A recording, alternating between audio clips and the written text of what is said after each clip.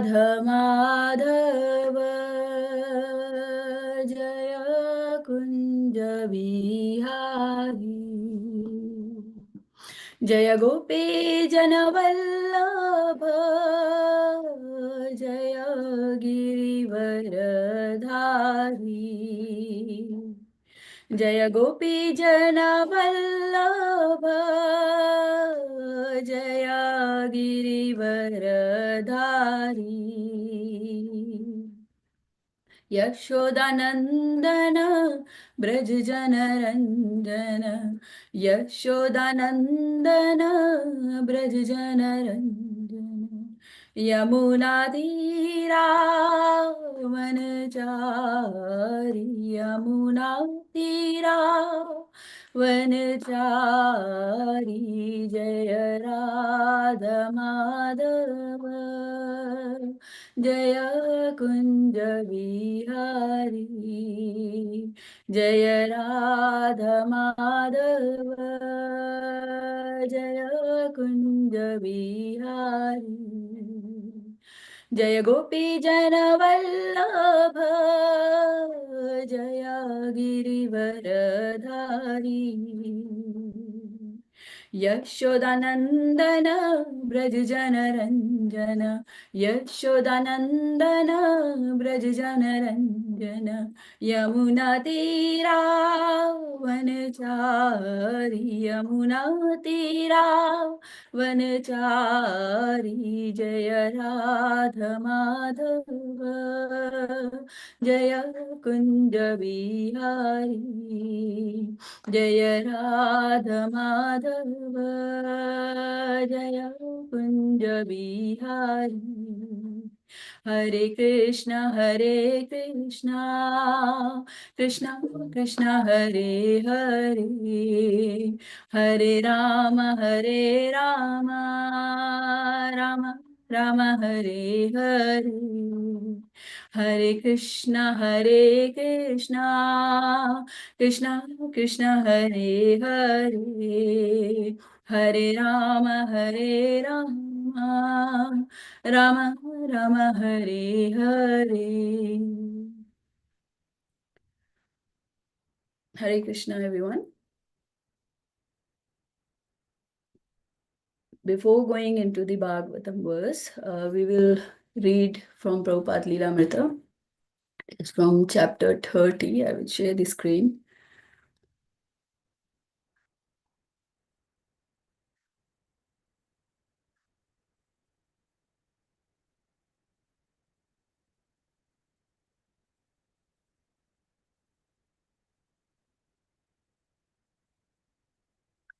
Okay. So we stopped yesterday at this point. We'll start from here. The producer of the program arrived, surprised to find that the Swami was also going to be part of the act. The surprise was a pleasant one, and he welcomed Prabhupada to his show. Now, what I want you and your group to do, he explained, is to sing your record, Hare Krishna mantra. You don't have to actually sing out loud. We are going to play your record and your mime. Pretend you are playing those instruments. Pretend you are singing. He allowed that afterward Prabhupada could speak for 2 minutes. Just before Prabhupada and the devotees went on stage, they had to wait in the wings while a local Dutch group danced around, pretending to play their saxophones, trumpets, and drums. Then the producer brought in a table with a cushion on it for Prabhupada and seated the devotees around Prabhupada on the floor. The cameras began, the record played, and the devotees started to mime. Suddenly, clouds produced by dry ice rolled in on the set, a mystical effect as the devotees disappeared under clouds of carbon dioxide. Only Prabhupada remained clearly visible. Seeing the special effect unsuccessful, the producer motioned the devotees to stand and dance beside the Swami. The song ended and a camera closed in on Prabhupada. Now you have 2 minutes, Swamiji, the producer said. Prabhupada began. We have been chanting this Hare Krishna mantra. This is a transcendental sound vibration, non-different from the Lord. The Lord's name and his form are the same. Please chant this sublime sound, and your life will become perfect. You will become happy and you will realize your true nature and that you are an eternal servant of God, Krishna. This process is called Bhakti Yoga, and we request everyone to take to this chanting. Thank you very much. Prabhupada was pleased as his disciples' record continued to be a hit in Europe. The Hare Krishna record is selling very nicely. Yesterday it sold 5,000 copies, and this week it is on the chronological list as 20. They say next week it will come to be 3, and after that it may come to 1. So they are very much hopeful of this record. To Satsvarupa in Boston, Prabhupada wrote, the Hare Krishna record is going on in England nicely.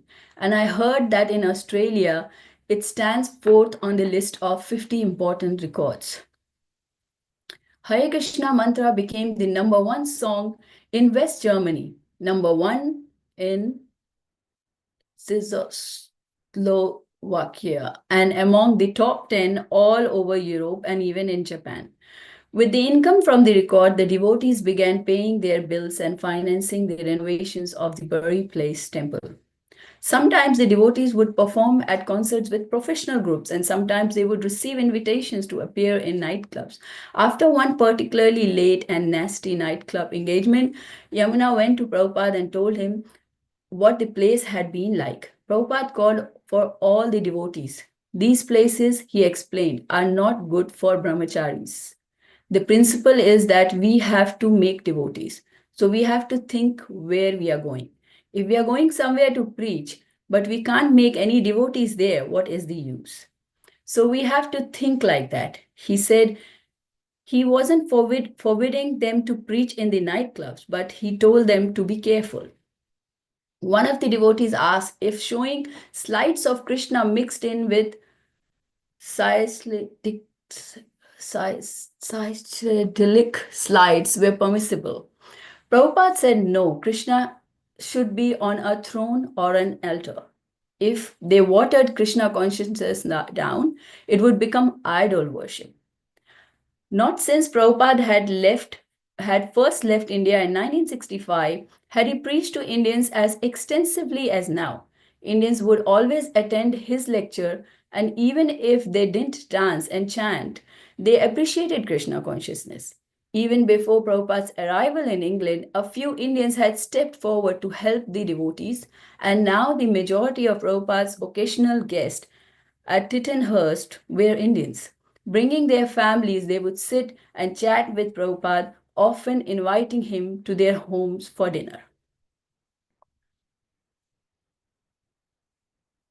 Kedarnath Gupta Prabhupada agreed to come to our house. We received him with a warm welcome, and many other people also came to hear him. He was very much pleased to see that we had our family deities of Radha and Krishna given by my mother, and he commented, I am very much pleased to come to this place and see that Radha and Krishna are here.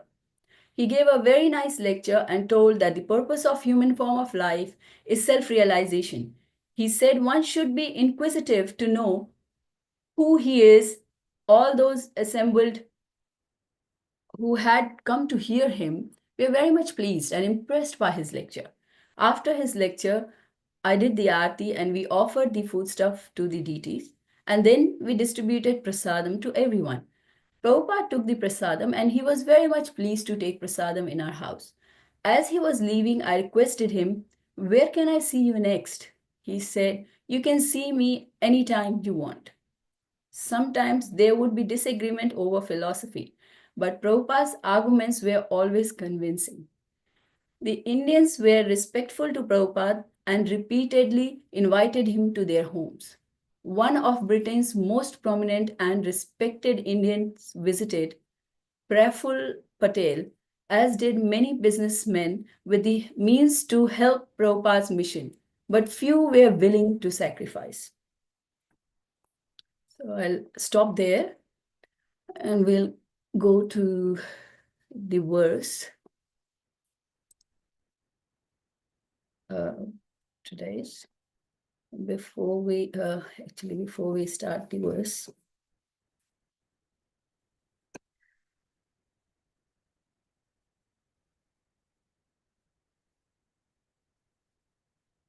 ॐ नमो भगवते वासुदेवाय।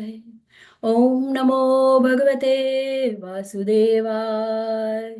ॐ नमो भगवते वासुदेवाय। नारायणं नमस्कृत्यं नरं चैव नरोत्तमं देवीं सरस्वतीं व्यासं ततो जयम् उदीरयत्।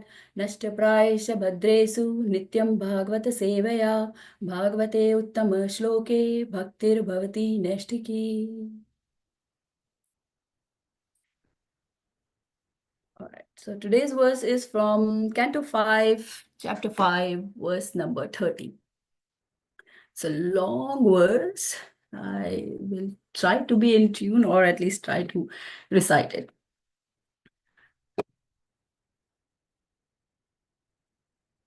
Tatra tatra pura gramakara Shetavata kharvata Shibira vrajagosha Sharthagiri Varnashramadishva anupatham Avani charapasade Paribhuya mano Makshikabhir iva vana vana gajas tarjana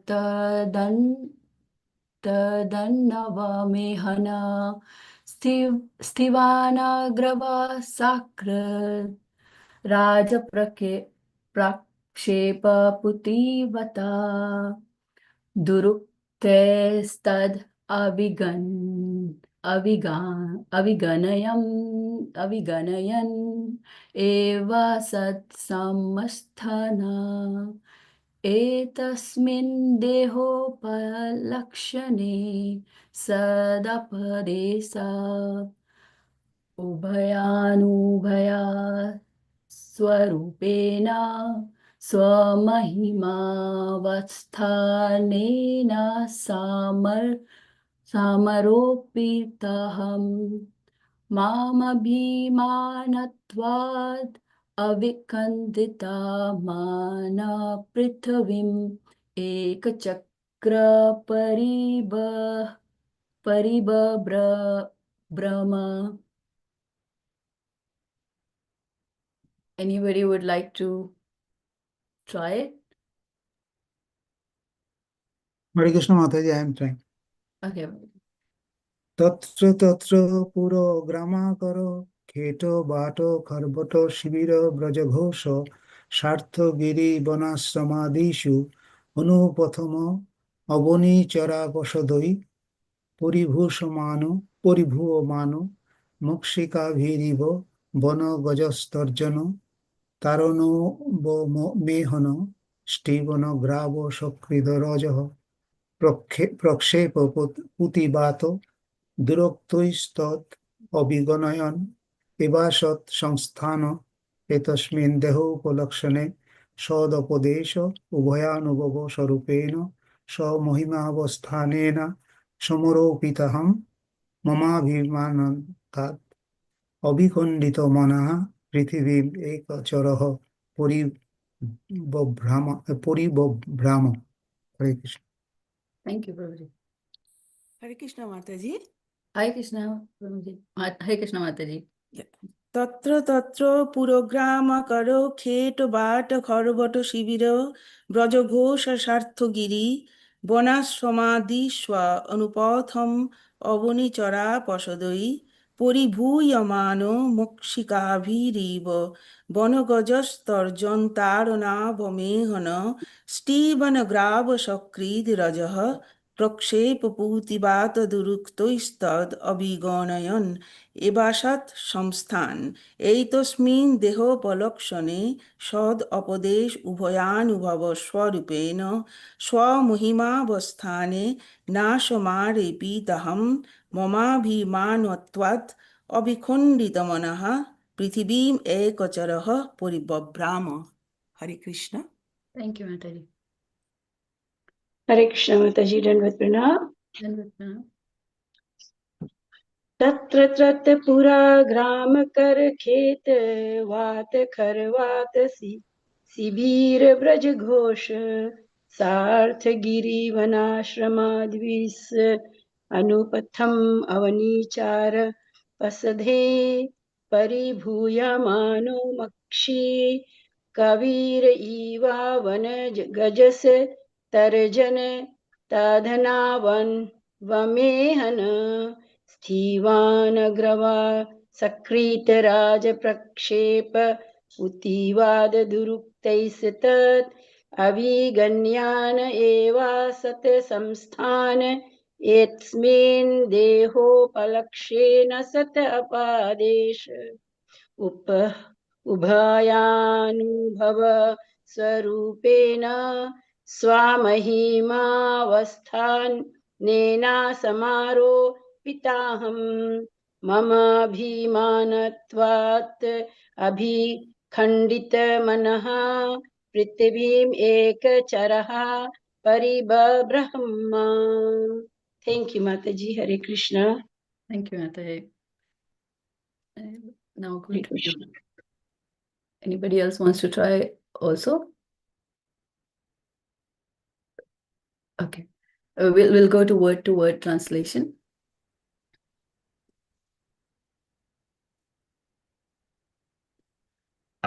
Tatra tatra, here and there, pura cities, grama villages, akara mines, kshetra agriculture places, vata gardens, Karbata villages in valley, Shivira military encampments, Vraja cow pens, Gosha residential places of cowhead men's, Sartha resting places of pilgrims, Giris hill, Vana forest, Ashrama in the residential place of hermits, Adishu, and so on.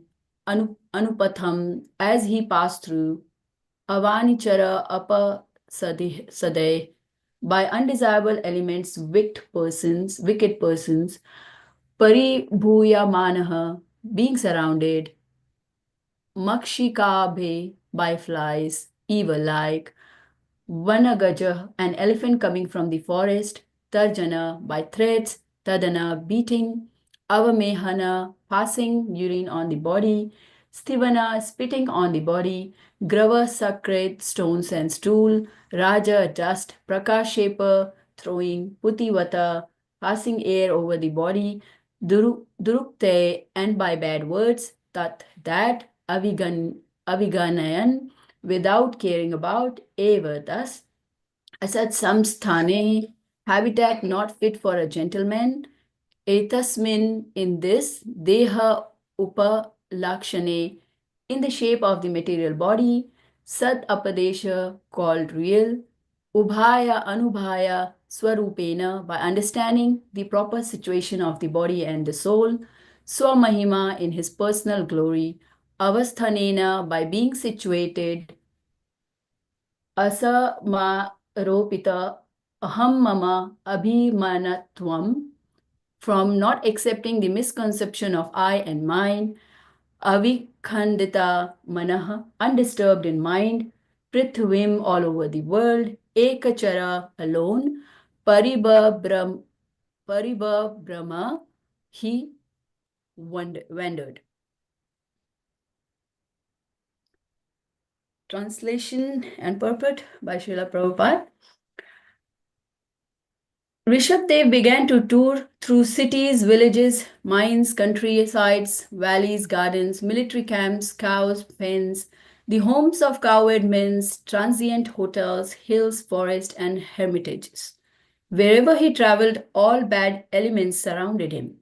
Just as flies surround the body of an elephant coming from a forest, he was always being threatened, beaten, urinated upon, and spat upon. Sometimes people threw stones, stool, and dust at him, and sometimes people passed foul air before him. Thus, people called him many bad names and gave him a great deal of trouble.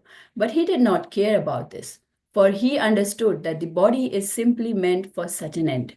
He was situated on the spiritual platform, and being in his spiritual glory, he did not care for all these material insults. In other words, he completely understood that matter and spirit are separate, and he had no bodily conception. Thus, without being angry at anyone, he walked through the whole world alone.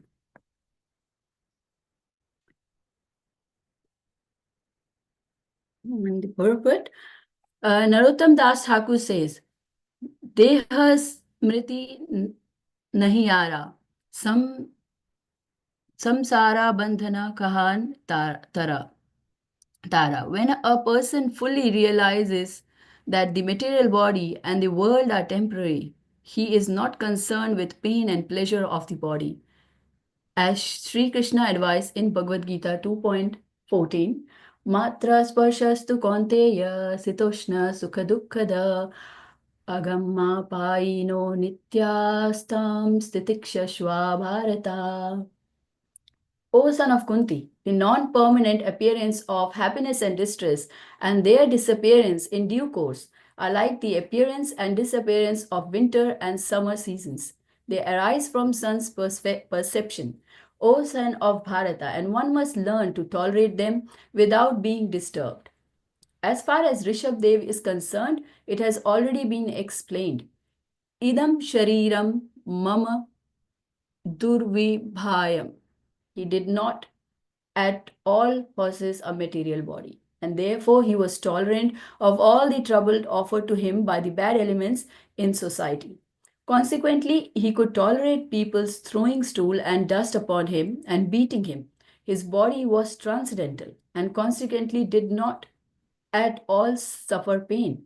He was always situated in his spiritual bliss, as stated in Bhagavad Gita 18.61. ईश्वर सर्वभूतानां हृददेश अर्जुना तिष्ठति ब्रह्मायान् सर्वभूतानि यन्त्रारूढानि मायया. The Supreme Lord is situated in everyone's heart, O Arjuna, and is directing the wanderings of all living entities who are seated on a machine made of material energy. Since the Lord is situated in everyone's heart, he is in the heart of hogs and dogs also. If hogs and dogs in their material bodies live in filthy places, one should not think that the Supreme Personality of Godhead in his Paramatma feature also lives in a filthy place. Although Lord Rishabdev was maltreated by the bad elements of the world, he was not at all affected. Therefore, it is stated here, Swamahima Avasthanena. He was situated in his own glory. He was never saddened due to being insulted in the many ways described above. Very interesting verse and purport. Let's start with the prayers. Om Jnana Timandasya Jnananjana Shalakaya Chakshurunmilitam Yena Tasmai Shri Guruve Namah.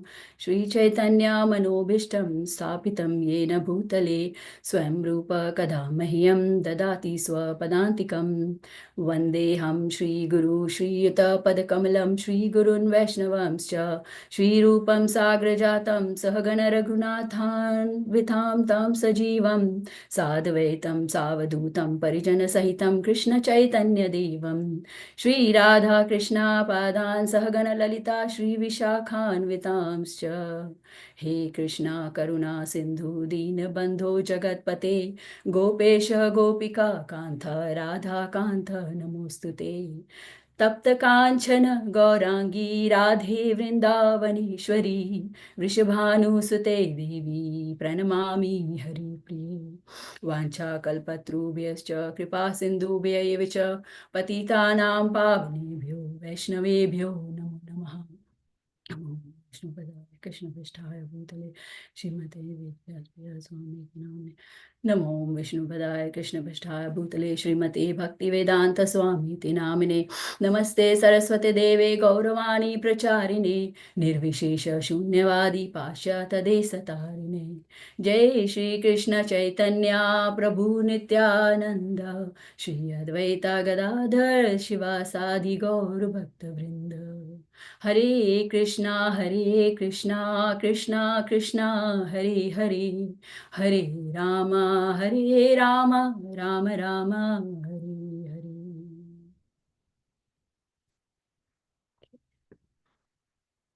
Hare Krishna, everyone.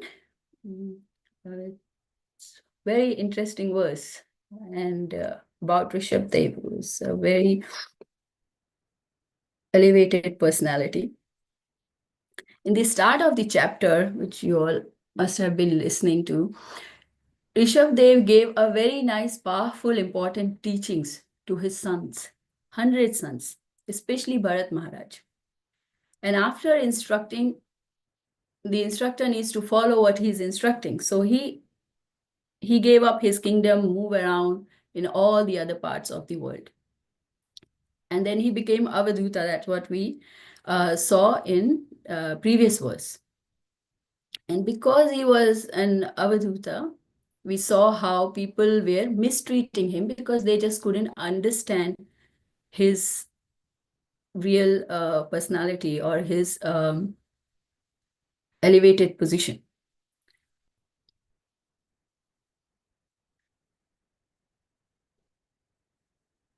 But now we'll see that there is a similarity in what Rishabh Dev has given instruction and what we have heard from Bhagavad Gita by Krishna as well. Krishna spoke first time in chapter 2 after listening to Arjuna. The first thing he has spoken, he said, "How have these impurities come upon you, Arjuna? Why are you lamenting?" When Arjuna was lamenting for his would-be death of relatives and various reasons of not to fight or do his duty. And then Lord asked him in various ways, "You are an Arya. I'm surprised how these dualities of material world has come upon you." So Arya is basically, in Vedic terms, it means the one who knows the higher purpose of life. And Anarya means one who doesn't. So Krishna is very surprised that, "Arjuna, I did not expect that from you. I mean, somebody who already knows it, how can they get into influence by the material dualities?" So then he suggested to tolerate this and perform his constitutional duty. So if you will see how he tolerated the inconvenience. If you just keep tolerance as per the material platform, there are many examples like politicians, leaders, great leaders, businessmen. They will tolerate inconvenience or some tapasya in the mode of passion. So, but at the end, that is not going to get a very positive result. It will end in frustration or maybe some material gain, but that austerity won't last long. But Krishna advised Arjuna to tolerate inconvenience by understanding his spiritual nature. So tolerance can be developed by him training his mind to learn not to fulfill the material desires. So the basis of tolerance is not to get some material gain or some peace of mind I want, that's why I just want to tolerate, or I just want to stay away, that's why I want to tolerate, or anything with the gross or subtle body is not real tolerance. What Krishna explains in chapter that we are not the body, but the spirit soul. So the basis of tolerance should be that knowledge that anything that happens to us is actually happening to that body, not to us. We are not the body. So that when we have that understanding, then that is the main real tolerance. And Rishabh Dev is showing similar qualities of the teachings of the body and soul. And he's tolerating inconvenience because he is beyond the platform of bodily level. That's why it was so natural for him to tolerate. He showed through his behavior how he gave up his kingdom, how he tolerated all bodily troubles from the point of view of somebody even throwing a stool, urine, dust on him. So basic point is that one can become completely indifferent to the material world and material activities or the influences only when they come to an understanding that we are not this body. But of course, at the beginner level, we can't directly jump to that level. So it is just to tolerate. So tolerate the material influences for beginners. It is like they'll have to practice to tolerate by just understanding this knowledge. But for those that are advanced in a spiritual life, they don't need to tolerate actually, because it's just natural to them, because they are beyond it. These things doesn't even affect them at all. Like an example of Rishabh Dev, he doesn't need to tolerate. There was no sign that he was artificially tolerating anything, but his body was already spiritual, so he was not affected. If somebody throws any dust on him or gives him a bad name, it had no impact on him. But of course, in the beginner level, those who are affected need to learn to tolerate on that basis of the knowledge that we are not the body, but the spirit soul. At least we can start somewhere from there. So let's see some examples. Like if somebody insults us and we keep quiet because we just need to quietly tolerate it, as we cannot do anything against it. But that is not real tolerance. We'll see from the Parikshit Maharaj that what is real tolerance. So the essence is, we saw some essence in Rishabh Dev's example, that with the knowledge that we are not this body. Now we will see one more essence of tolerance. You'll already know the story of Parikshit Maharaj, that how he was cursed, he was thirsty, he went to the ashram of Shamika Rishi's ashram, but he was in deep meditation, and out of anger or frustration, he has put the dead snake around the Rishi's neck. And because of that offense, his son Shringi got to know about it, and he cursed Parikshit Maharaj that, oh, you will die in 7 days. So here, Parikshit Maharaj, it was very powerful. It was very powerful to counter curse and give curse against that person. But he tolerated it. How he tolerated it? By accepting the curse as Lord's will. And he said, okay, let me tolerate. So he realized his mistake, but of course, for that mistake, he didn't have to die in 7 days, but he still tolerated that as the will of the Lord. And the important point to notice that he was powerful to do something against it, but he did not retaliate. So we understand that we can exhibit tolerance not only when we cannot do anything against it, but also when we have the capacity. When you are in a powerful position to do something against that person, but still you don't do anything, then we learn to tolerate the material indifference. Then one advances. And that's it. That's what Krishna is looking for. So then we see all the pains and praise.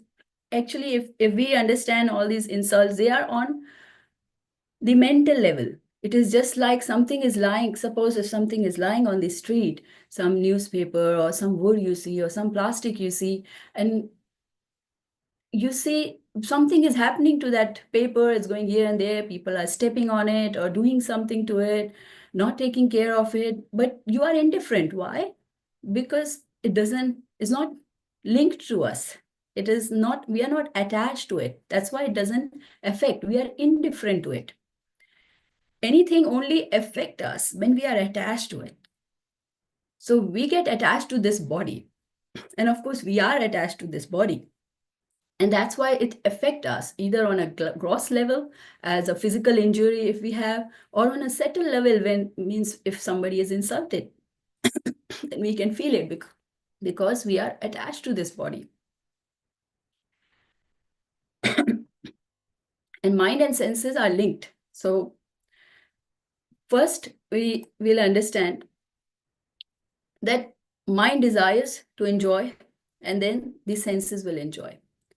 If mind decide that, oh, I cannot enjoy, no matter what you do, the senses cannot enjoy. Like as an example, if somebody is very sick, the senses wants to enjoy nice food, but the mind is too tired or overwhelmed with the sickness that can't even taste the food. So can't really enjoy. So senses can't enjoy. So since birth, our mind is conditioned into lots of conditioning that I like this, I don't like this, this is what my thought process is, this is how things needs to be. So it's lots of thought process, one has built it.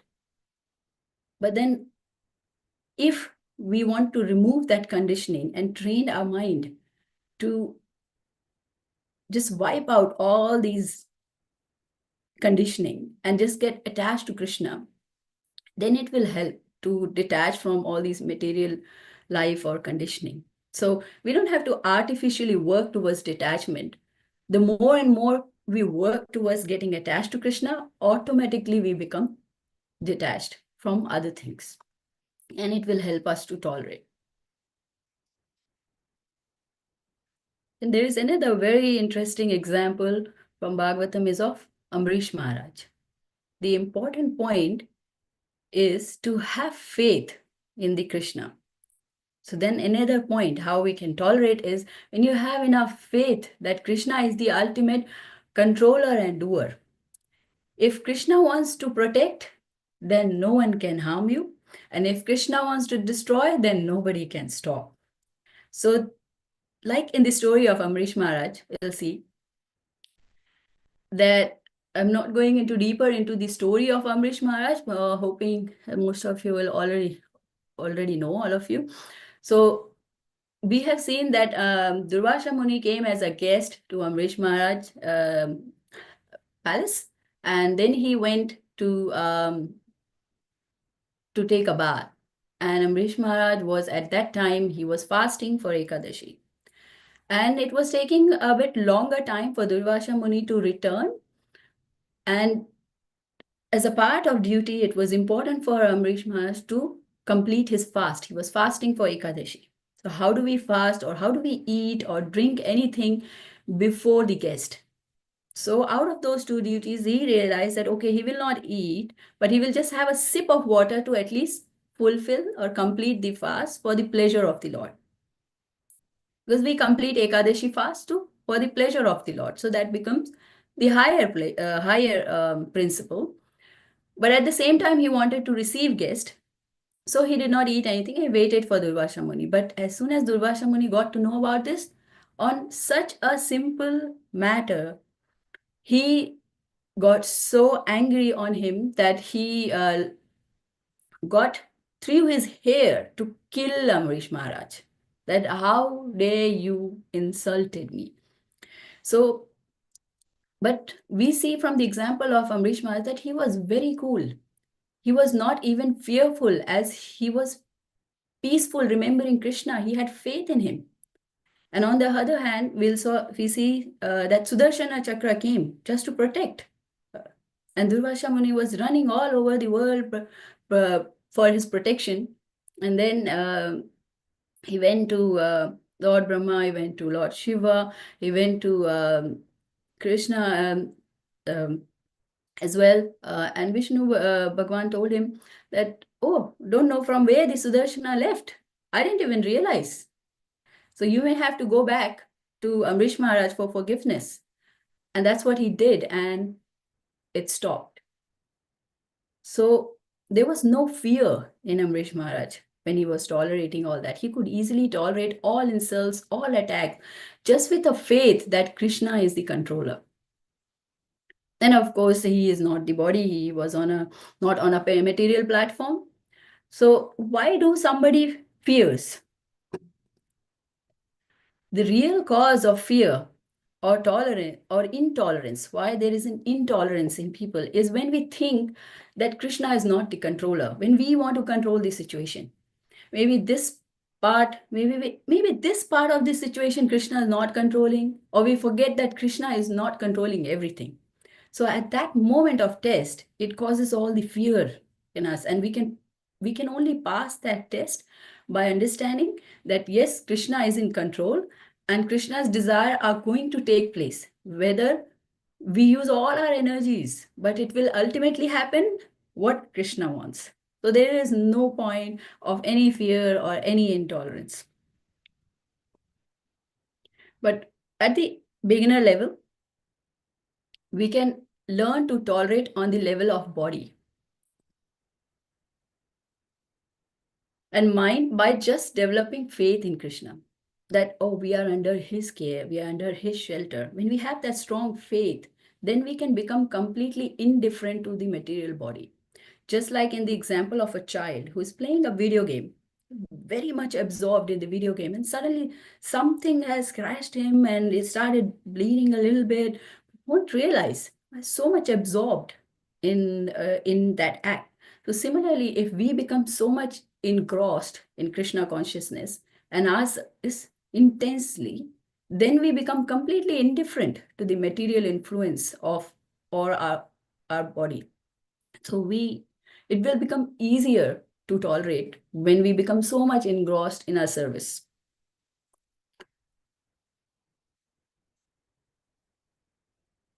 And then there is another very nice example. So, but first let's understand why one should become detached. We have been talking about that one must become detached from the body. But why? So we just like to accept too much facilities for this body and so much want to do something for this. But the reason is that we must be detached from the body and attached to the dharma, attached to one's duty. So now one will say, oh, is it not a duty to take care of our body? Then yes, it is. It is our duty to take care of this body because this body belongs to Krishna. But we must not get so much attached to it that only this body is everything. And we forget the real soul that is residing inside this body. So this is a story of Sukanya from Canto 9, chapter 3. It's a very interesting story on how someone tolerated a very difficult situation, how Sukanya tolerated a very difficult situation, and she got good results. She got a good material results as well as she was able to please the Lord. So the story goes on like the Sukanya's father Sukanya's father was King Saryati. So once King Saryati was touring the kingdom, and he, along with his daughter Sukanya, went to the ashram of Shavana Muni. And there, Shavana Muni was executing special austerities, and he was meditating under the earth. There was a little breathing hole there, and once in a while he would look up to see how things were going above the ground. Then Sukanya saw two glowing substance within a hole of earth. That was, of course, Muni's eyes, but she did not realize. She was very playful.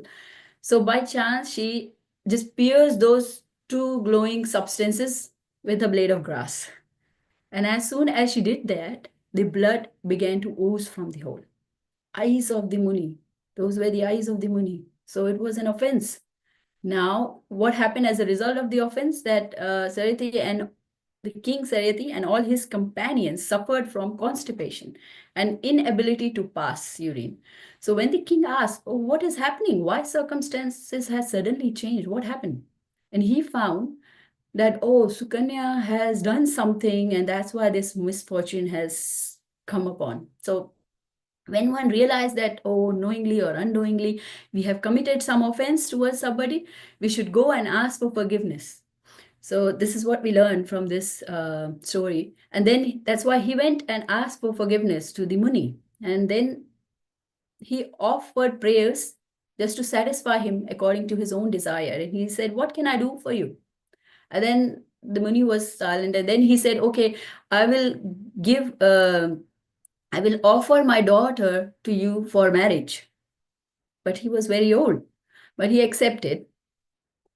So he was old or at the age of 70 and Sukanya was only 16.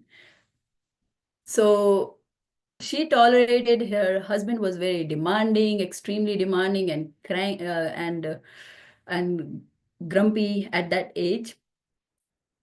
So she tolerated and did all the duties nicely of cooking, serving guests. And as a result, her husband was very pleased with her service and with her chastity. So he wanted to reciprocate with her. So one day, an Ashwin Kumar came to visit them in the ashram, and he requested him to give back his youth. So his wife didn't ask for anything. She was just selflessly serving and tolerating her situation. But he thought that she's doing so much service. Just like if we tolerate and do service for Krishna, then Krishna will also be so much overwhelmed that he wants to reciprocate with us. So people become obliged if we want to do some service sincerely for them. So that's how he became very obliged. So then those Ashwin Kumaras took Chavana Muni to a particular lake, and there he bathed and regained his youth. And he became a nice, youthful man. And after this, Sukanya could not even recognize her husband. So then she surrendered into Ashwini Kumar that, who is he? Where is my husband? And Ashwini Kumar was very much pleased and satisfied with her chastity. And so they introduced her again to her husband that this is your husband and so happened. And then she accepted him. So the point of the story is that if we stick to the duty, regardless of what situation we are in, then things will turn out good for us in the future. And it will please Krishna automatically. So what do we have to tolerate? So it says, okay, if somebody is insulting if somebody gets an insult from other people, when one gets insulted, the person is in so much pain that they can't even think anything other than, okay, I can just tolerate or suppress it by just not saying, even by suppressing it or not saying anything is good, but the healthy way or the nice attitude is important. So when we are tolerating the insults, we also need to maintain a nice attitude while tolerating it. So just like the example of Haridas Thakur, when he was attacked, he still tolerated that, and Lord Chaitanya was angry and he wanted to kill his attackers. He had so much of compassion, Haridas Thakur. He never blamed his attackers. He was compassionate even to those who tried to harm him and stop Lord Chaitanya Mahaprabhu from killing them. So that's the attitude we need to develop. So when people attack us or insult us, it's actually a test. It's a test to see if we actually want to be compassionate. As if somebody is nice to us, then obviously we will be nice. But if somebody is not nice to us, that is the test that what we do then. As Chaitanya Mahaprabhu said, the two qualities are very important in devotional service, which is Namaruchi and Jivodaya. And that's how we can judge our advancement in spiritual life or in devotional service. So if we want to develop detachment, it will come naturally as a result of Namaruchi, which means a taste for the holy name. So we should aim to achieve these two things. If we focus on these two goals, then we can develop the symptoms of love, and it will become very easy to surpass this material platform and tolerate anything. Then one can tolerate many things, many people's abuse or the abuse we get from our own body or mind or whatever, as long as one focuses on developing Namaruchi, absorbed in the holy name. I was listening to one lecture by His Holiness Bir Krishna Maharaj, and he suggested in his lecture that many times people come to him that, oh, I'm disturbed. And he suggests them one thing, that why don't you take a day and just chant all day long? You don't know how much better you will feel or be absorbed in that Krishna Katha. So just feel the difference, feel the holy name in your life. So in conclusion, two things to focus on to develop tolerance. Focus on chanting so we can someday develop that Anamaruchi, and we should have compassion. We should have compassion and we should develop our mindset to be compassionate even to those who tries to harm us. If we don't retaliate and leave it all on Krishna's hands, even then even that is a good starting point. So that way we can go more towards Jivadaya. And that way we will advance more from where we are. Thank you, everyone. If anyone has got any comments or questions or feedback, please let me know.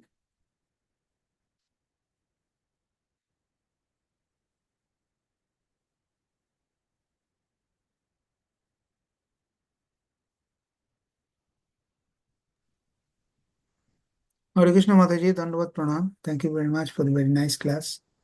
And you're very in the very beginning, you have mentioned about a very important things, that the mere knowledge that soul and body is different, and soul is temporary, and soul is eternal and body is temporary, and that is, eternity is our origin. So we should remember that soul is our identity and not this body. But this knowledge, but just by knowing this is not enough, as has been told by our spiritual masters in the succession, in the spiritual parampara. They have told that we have to realize it in our life, and the best way of realizing is the test comes when it comes, how much we can tolerate the things happening to the body, because anything that happens externally to the body is not affecting the soul.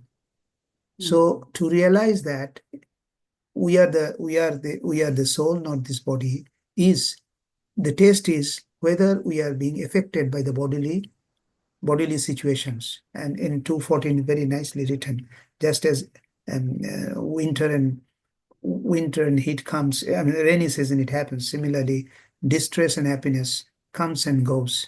But realized soul understand that, and he realizes in his life, and particularly when an advanced devotee or what Abhaduto here, of course, Rishabh Dev is above this because he is an incarnation of the Lord. So he is himself the Lord. So for him, the situation is different for us. For us, we should follow an advanced devotee and learn from him how we can realize it in our life. Because only by realizing that we can make advancement in our spiritual life, and there is no other way. Because otherwise, whatever we do, it is only it becomes a show only. Realization, unless we realize it in our own life, we cannot advance. And real advancement means how far we have advanced in tolerating others, and particularly when we are in distress. And that's why Kunti Devi has told, let distress comes, but when distress comes, we can pray to the Lord to purify us, so to tolerate it, so that we can have the mercy of the Lord. In other words, we can approach near to the Lord. So that is the way. By tolerance, we approach near the Lord, and that is the way for success in devotional service. And that is my realization. Thank you very much for the class. Hare Krishna. Thank you, Prabhuji, for your wonderful sharing.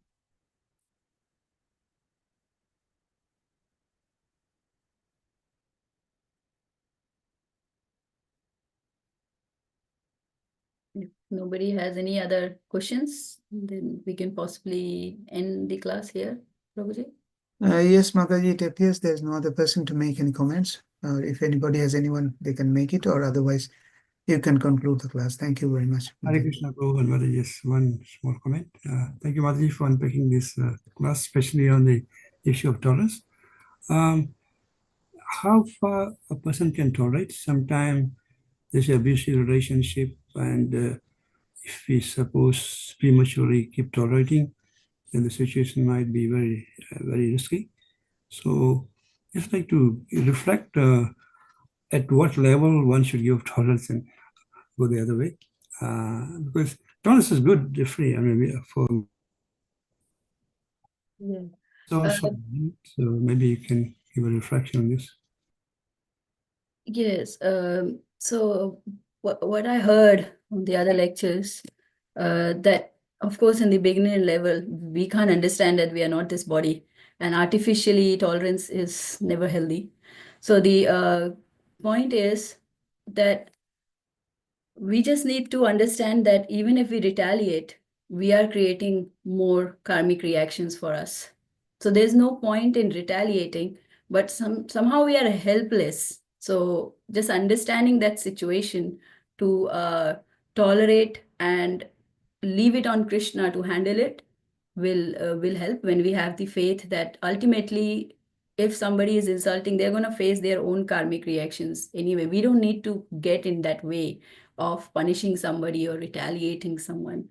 It is just the law of karmic reactions will work well on everybody.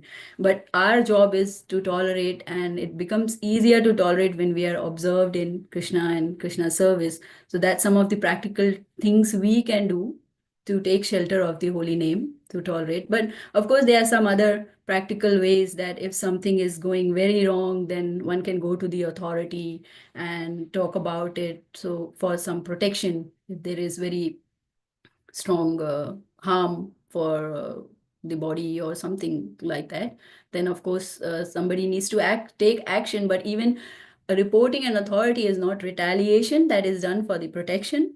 So then we have to see where is the balance, and it has to be truthful as well, because sometimes many reportings are done on a false ego level as well. So how much reality it is, and whether we really want protection or we just want to boost our false ego because we were insulted. So all that needs to be analyzed in our own mind, and then take some steps towards it. Thank you, Mataji, for this. Yeah. Even the Pandavas told it so much, but towards the end, Krishna took care was of really testing them how much they can tolerate. And this Maharaj was epitome of tolerance. And then there was a go. Thank you, Mataji, for this reflection. Yeah.